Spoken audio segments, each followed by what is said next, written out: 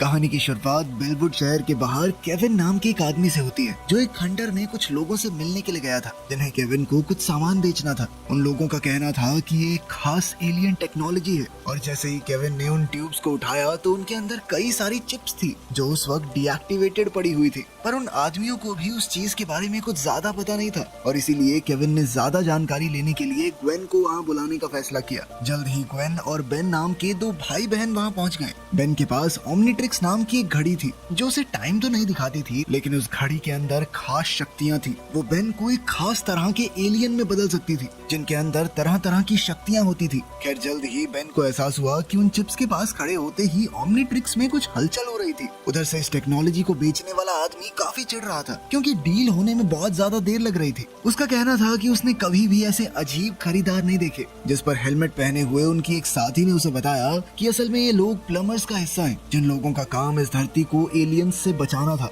लेकिन उसका ये जवाब सुनकर बेन काफी हैरान था, और वो जानना चाहता था कि आखिर ये सब उस लड़की को कैसे पता चला। जिस पर उस लड़की ने बताया कि असल में उसका नाम एलेना वैलिडस है, और वो भी एक समय पर प्लम्बर्स की सदस्य हुआ करती थी। लेकिन फिर उसके पिता विक्टर के साथ ही उसे भी निकाल दिया गया। लेकिन इस सब के दौरान उनमें से किसी को भी अंदाजा नहीं था कि एक अनजान आदमी उन पर नजर रखे हुए था। इधर बेन एलेना को वहाँ देखकर काफी हैरान था, क्योंकि उसके दादा मैक्स ने उसे बताया था कि एलेना और उसके पिता ने प्लम्बर्स इसलिए छोड़ा था क्योंकि वो लोग कहीं दूर जाकर रहने वाले थे। लेकिन एलेना ने कहा कि ऐसा कुछ नहीं हुआ था। लेकिन बेन अभी भी ये समझने की कोशिश कर रहा था कि आखिर एलेना इन गैर कानूनी ठगों के साथ क्या कर रही है। जिस पर एलेना ने उसे बताया कि वो यहाँ पर सिर्फ उससे मिलने के लिए ही आई थी, क्योंकि उसके पिता विक्टर पिछले कई दिनों से गायब हैं, और लाख कोशिशों के बावजूद भी उनका कोई सुराग नहीं लग पाया था। पर तभी दूर खड़े उस आदमी ने चिप्स को कंट्रोल करना शुरू कर दिया, जिसके बाद वो चिप्स उन ट्यूब्स को तोड़ते हुए बाहर निकले, और उन्होंने वहाँ मौजूद सभी लोगों पर हमला शुरू कर दिया।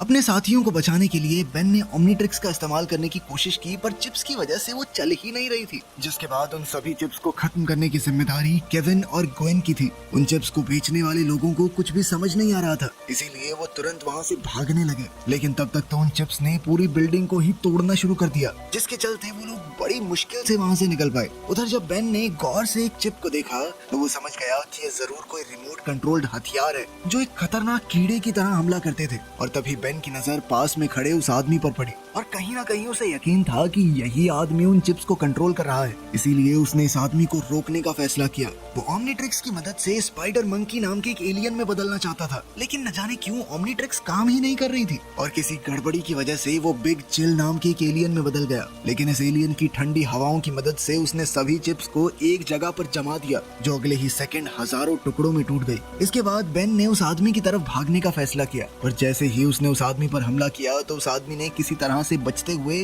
ग्वेन के ऊपर कई सारे कीड़े फेंक दिए, जिसके चलते बेन को उसे बचाने के लिए नीचे आना पड़ा। और इसी मौके का फायदा उठाकर वो आदमी वहाँ से निकल गया। लेकिन उस आदमी के साथ साथ एलेना भी वहाँ से गायब थी, और अब केविन और ग्वेन का मानना था कि ये सब कुछ एलेना का ही किया धरा है। लेकिन बेन को अभी भी लगता था कि वो इस सब में शामिल नहीं है, और अब उसने सोच लिया कि वो सच्चाई जानकर रहेगा कि आखिर एलेना और उसके पिता विक्टर को क्यों निकाला गया था प्लम्बर से। और इसके लिए वो सीधा अपने दादा मैक्स के पास गए। लेकिन उस वक्त मैक्स कम्युनिकेशन सेंटर में नहीं था, और इसीलिए उन तीनों ने मैक्स का इंतजार करते हुए कुछ चिप्स को टेस्ट करने का फैसला किया, जिसमें उन्हें पता चला कि ये चिप्स पूरी तरह से टेक्नोलॉजिकल नहीं थी। उनके अंदर मशीन के साथ साथ एक जिंदा कीड़ा भी था। इस बारे में और ज्यादा जानने के लिए ग्वेन ने अपनी शक्तियों का इस्तेमाल करने का फैसला किया, लेकिन उसकी जादुई शक्तियाँ उस पर काम नहीं कर रही थी। जिसके बाद केविन ने ये काम कंप्यूटर की मदद से करने का फैसला किया, और इस काम में थोड़ा समय लगने वाला था, और इसीलिए बेन का मानना था कि उन्हें ये समय एलेना को ढूंढने में इस्तेमाल करना चाहिए। लेकिन ग्वेन इसके लिए बिल्कुल भी तैयार नहीं थी, और इसी को लेकर उन दोनों में बहस शुरू हो गई। ये बहस तब तक चलती रही जब तक उनके दादा मैक्स वहाँ नहीं पहुँच गए। वहाँ आते ही मैक्स की नजर उन चिप्स पर पड़ी,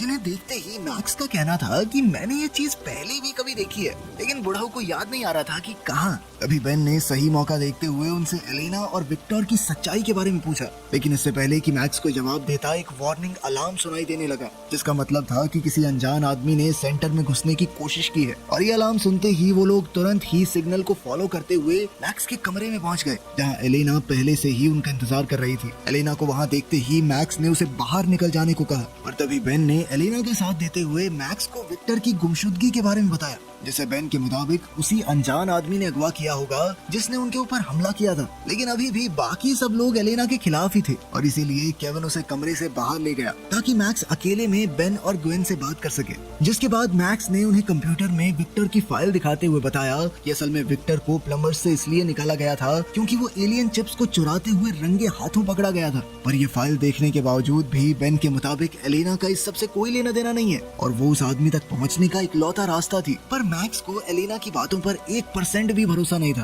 और इसीलिए बेन ने अपने हिसाब से आगे बढ़ने का फैसला किया। जिसके बाद वो मैक्स की बाइक लेकर एलेना के साथ खुद ही उस आदमी को ढूंढने के लिए निकल गया और अब वो लोग तेजी से उस जगह की तरफ बढ़ रहे थे जहाँ एलेना को वो चिप्स मिली थी।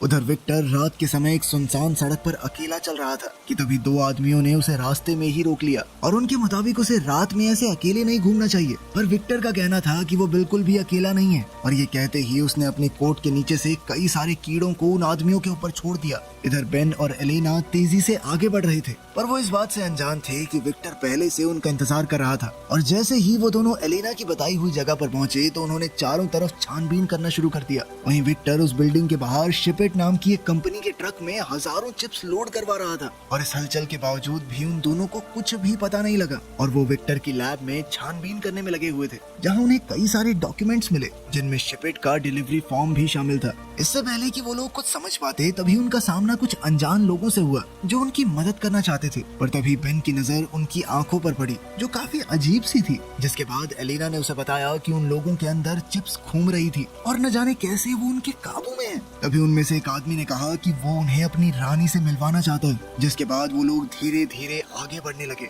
बेन तुरंत ही ओमनीट्रिक्स का इस्तेमाल करना चाहता था लेकिन चिप्स के पास होने की वजह से वो दोबारा से नहीं चल रही थी जिसके चलते उन्हें मजबूरन वहाँ से भागना पड़ा। पर फायर एग्जिट से बाहर निकलते हुए उन्हें एहसास हुआ कि वो लोग चारों तरफ से घिर चुके थे और इसीलिए बेन ने अपनी ओमनीट्रिक्स को ओवरपावर करके उन लोगों पर एक हमला किया जिसने उन सभी को पीछे धकेल दिया और इस मौके का फायदा उठाकर वो लोग अपनी बाइकों पर बैठकर भाग निकले। लेकिन वहाँ से निकलते ही एलेना की बाइक फिसल गई जिसके बाद बेन को उसे अपनी बाइक पर बैठाने के लिए वापस आना पड़ा। वहाँ से निकलते ही बेन ने एलेना को बताया कि अब उन्हें जल्द से जल्द शिपेट के ऑफिस जाना पड़ेगा क्योंकि इस पहेली का अगला सुराग वहीं से मिल सकता है।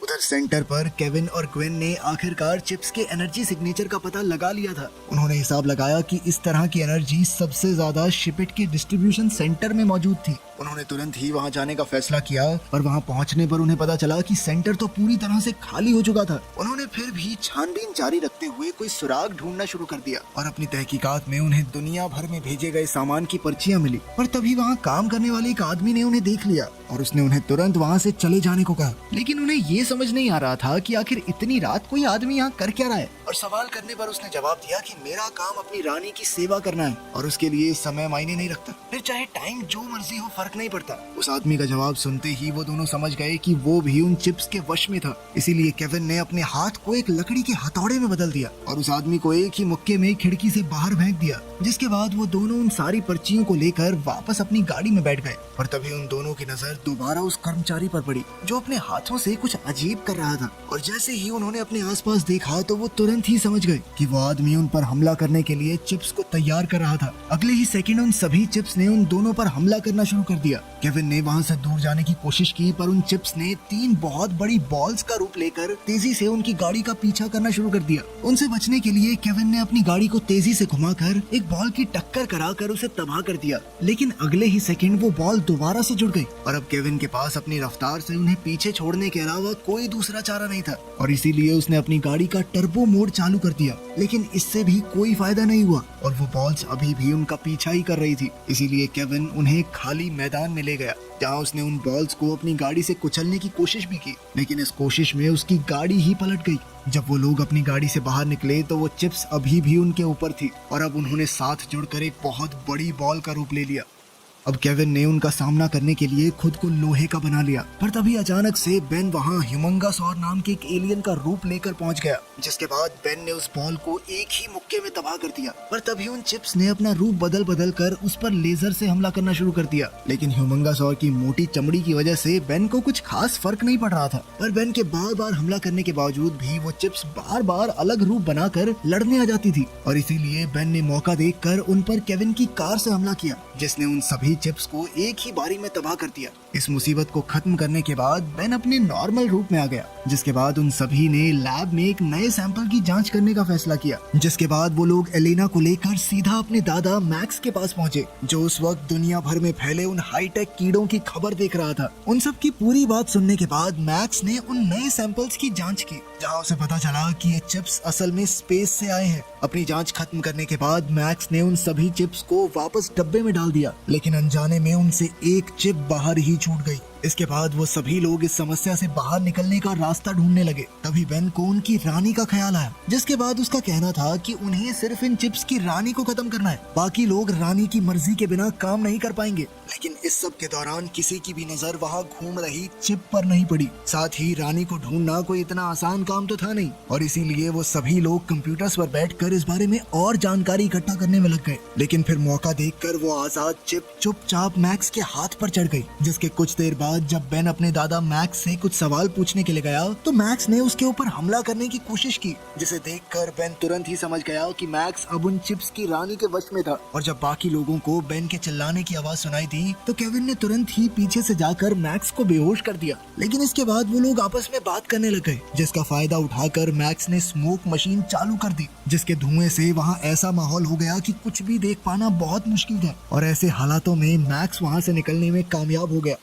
अब मैक्स के जाने के बाद उनमें से किसी को भी समझ नहीं आ रहा था कि आखिर वो आगे कैसे बढ़ सकते हैं। लेकिन बेन ने खुद को शांत रखते हुए उन सभी को मिशन पर ध्यान देने को कहा, जिसके बाद वो सभी लोग कंप्यूटर की मदद से रानी का पता ढूंढने में लग गए। और उन चिप्स से निकलने वाली एनर्जी की जांच करते हुए उन्हें पता चला कि बहुत सारे चिप्स एक जगह पर मौजूद थे, और उन सब ने हिसाब लगाया कि शायद यहीं पर रानी मिलेगी। ग्वेन ने उन सबको बताया कि उसी जगह पर शिपिट कंपनी का डिस्ट्रीब्यूशन सेंटर भी है। और ये बात सुनते ही अब बेन को यकीन हो गया था कि रानी वहीं पर छुप कर बैठी है। लेकिन उस जगह तक पहुंचने के लिए उन्हें गाड़ी की जरूरत थी, और केविन की गाड़ी तो पहले ही तबाह हो चुकी थी। इसीलिए केविन ने बेन का बर्थडे गिफ्ट उसे कुछ दिन पहले ही देने का फैसला किया, जिसके बाद उसने बेन को एक खास गाड़ी तोहफे में दी, जिसे वो पिछले कई महीनों से बना रहा था। वो सभी लोग उस गाड़ी में बैठकर सीधा अपनी मंजिल के लिए निकल गए। और शिपिट के सेंटर पर पहुंचने के बाद उनकी नजर वहां काम कर रहे सैकड़ों आदमियों पर पड़ी, जो सभी उस वक्त रानी के वश में थे। अपने शक को यकीन में बदलने के बाद जब वो लोग आगे बढ़े, तो उनकी नजर मैक्स पर पड़ी,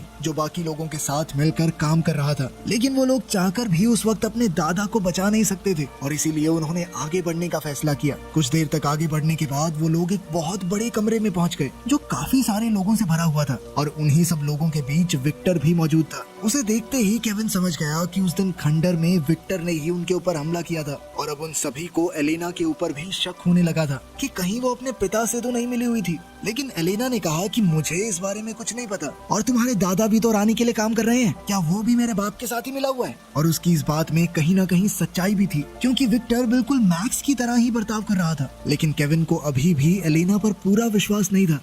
खैर बेन ने बीच में आकर सबको शांत किया, और फिर उसके बाद वो विक्टर को देखने के लिए गया, जहाँ उसे एहसास हुआ कि असल में विक्टर अंडे दे रहा था, जिसका मतलब था कि रानी उसी के अंदर मौजूद है। ये जानकारी मिलते ही केविन कहने लगा कि उन्हें विक्टर को भी उड़ा देना चाहिए। लेकिन एलेना ने ये सुनते ही तुरंत अपने पिता की जिंदगी की भीख मांगना शुरू कर दिया, जिससे बेन को एलेना से किया हुआ अपना वादा याद आया कि वो उसके पिता को सही सलामत उस तक पहुँचाएगा। अब उसने ओमनीट्रिक्स की मदद से एलियन एक्स बनकर इस लड़ाई को लड़ने का फैसला किया, और तभी ग्वेन ने उसे ऐसा करने से रोकने की कोशिश की। और उसके मुताबिक इस चीज में बहुत ज्यादा खतरा था, क्योंकि अगर रानी ने किसी तरह से बेन को अपने वश में कर लिया तो इस धरती को बचाना असंभव हो जाएगा। वो लोग इस बारे में बातचीत कर ही रहे थे कि तभी अचानक एक आदमी ने एलेना को पकड़ लिया, जिसके चलते वहाँ मौजूद सभी लोगों को उनकी मौजूदगी के बारे में पता चल गया। अपनी तरफ बढ़ते हुए खतरे को देखकर बेन ने आखिरकार ओमनीट्रिक्स का इस्तेमाल करने का फैसला किया। लेकिन उन चिप्स की वजह से ओमनीट्रिक्स अभी भी सही से नहीं चल रही थी, और वो बहुत बड़े एलियन एक्स की जगह नैनोमैक नाम के एक दूसरे एलियन में बदल गया, जो असल में इंसान और नैनो चिप का फ्यूजन था। इसके बाद बेन खुद को और छोटा करते हुए सीधा विक्टर की तरफ बढ़ा और वो चुपचाप विक्टर की नाक के जरिए उसके शरीर के अंदर घुस गया। जहाँ पहुँचते ही उसे रानी की आवाज सुनाई देने लगी। वहीं बाहर उसके साथ ही बाकी आदमियों से लड़ने में लगे हुए थे और बेन अकेला विक्टर के शरीर के अंदर उस रानी से लड़ रहा था। रानी उसे अपने वश में करने के लिए हर एक मुमकिन कोशिश कर रही थी। दरअसल रानी का प्लान था कि वो पूरी दुनिया के इंसानों को एक ही बारी में खत्म करेगी और इसके लिए उसने अपने सभी चिप्स को एक्टिवेट कर दिया। लेकिन तभी बेन ने पूरी ताकत के साथ उसके ऊपर एक आखिरी हमला कर दिया, जिससे रानी का शरीर पूरी तरह खत्म हो गया। जल्द ही वहाँ मौजूद सभी लोग वापस अपने होश में आने लगे और बाकी सारी चिप्स भी अपने आप ही तबाह हो गई। बेन भी विक्टर के शरीर से बाहर निकल गया, जिसके बाद उसके दादा मैक्स ने उसे शाबाशी देते हुए अपने पुराने दोस्त विक्टर से भी माफी मांगी, क्योंकि उसने जरूरत के वक्त विक्टर पर भरोसा नहीं किया था। इसके बाद मैक्स ने बेन को प्लम्बर्स का नया चीफ बनाने की बात कही, लेकिन बेन ने तुरंत इनकार कर दिया, क्योंकि बेन का कहना था कि दद्दू आप अभी इतने बूढ़े नहीं हुए हो, अभी रिटायर होने की उम्र थोड़ी है आपकी, अगले कुछ सालों तक ऐसे ही मदद करो हमारी, ठीक है। आखिर में एलेना और विक्टर भी उनकी टीम में उनके साथ जुड़ने के लिए तैयार हो गए। वीडियो पसंद आई तो लाइक कर देना, चैनल को सब्सक्राइब कर लेना। मिलते हैं अगली वीडियो में।